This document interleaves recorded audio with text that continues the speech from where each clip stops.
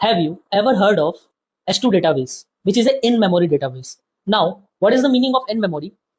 So you can access an in-memory database only when your application is up. Okay. As soon as your application is down, you won't be able to access your database. Okay. And that type of database, we call it as an in-memory database. Okay. अगर सीधे शब्दों में बोले तो application खत्म मतलब बात खत्म. That's the meaning of in-memory. Now, if it's an in-memory database, then what are the advantages S2 database brings on the table? Okay, so there are two use cases which I will be talking about. The first use case is, let's say you have written some query in the your repository file, right? And you want to test that query whether whatever the query you have written will give you the expected output or not, right?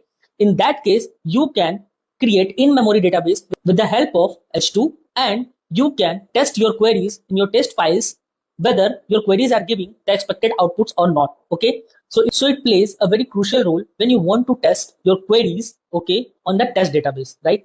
The second use case is, let's say you have started working on a requirement but which needs database, but the database team told you that they will deliver the DB after a week or maybe after 2 weeks, right? But you want to continue on your development. That's where S2 comes to rescue you. Okay. You in that scenario also, you can create in-memory database. You can write your entities, you can write your repositories. Basically, you can write your entire code because S2 is compatible with JPA and Hibernate. Okay. So you can test your code end to end with this test DB and do the actual integration when your database is delivered by the database team. Okay. So these are the two use cases of S2 database. Okay. Let's meet in the next video where I will be telling about the configurations required to create in-memory database. That's all for this video.